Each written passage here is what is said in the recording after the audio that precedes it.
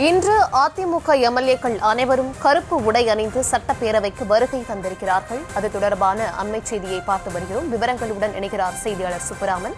வணக்கம் சுப்புராமன், விவரங்களை வழங்கலாம்.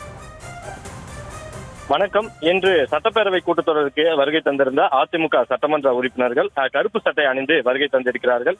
குறிப்பாக அவையில் மக்கள் பிரச்சனைகள் குறித்து பேச அதிமுக சட்டமன்ற உறுப்பினர்களுக்கு அனுமதி அளிக்காததை கண்டிக்கும் விதமாகவும், அதே போல பேரவைத் தலைவரை கண்டிக்கும் விதமாகவும் கருப்பு சட்டை அணிந்து வந்திருப்பதாக சொல்கிறார்கள்.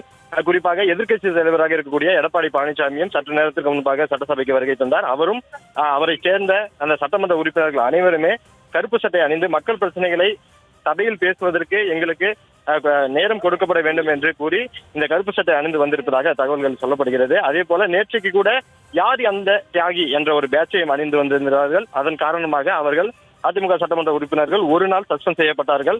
அதில் அந்த பதாகை காண்பித்த 13 பேரை மட்டும் இன்றைய கூட்டத்தொடரில் அவர்களை சஸ்பெண்ட் செய்வதாக சபாநாயகர் உத்தரவிட்டார். மீண்டும் மற்ற சட்டமன்ற உறுப்பினர்கள் உள்ளே அனுமதிக்கப்பட்டார்கள்.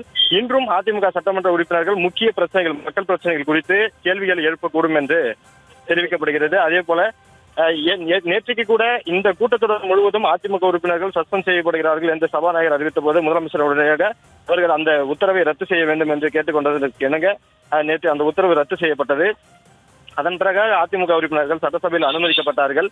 இன்றைக்கு அதிமுக சட்டமன்ற உறுப்பினர்கள் அனைவருமே கருப்பு சட்டை அணிந்து இந்த பேரவைக்கு வருகை தந்திருக்கிறார்கள்.